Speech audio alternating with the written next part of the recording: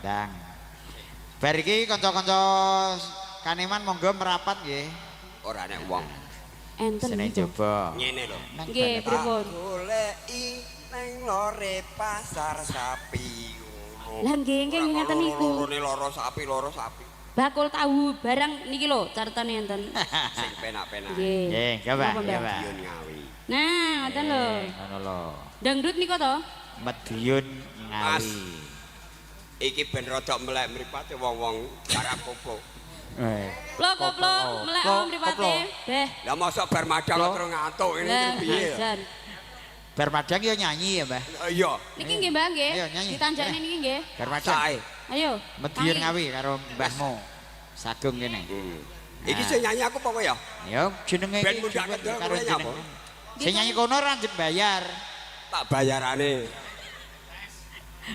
Kalian jenengan lho Mbak. Padane wong tipis e. Lah iya.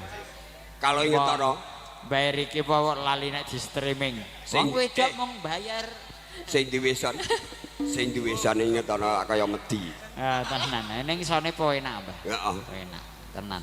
Marai barisane si wedok. Ngoten. Buka wadine. Tukang buka-buka Mbah Sagung iki. Ya, Madiun Ngawi. Terminal Madiun Ngawi. Digarap kok ya. Nggih, Mbak. Nek luwe madang sik.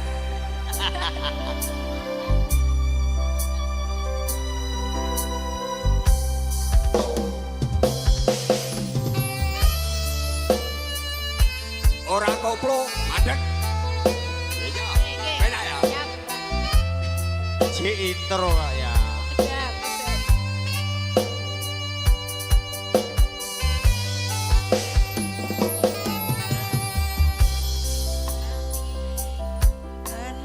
Gak. Nek nyanyi ngono kuwi tenggale akeh. Kalan aku Oh. ngelaleki. Sik mandeg sik. Sumun. Di langsung ne ae. Langsung koplo. Langsung koplo. Langsung koplo.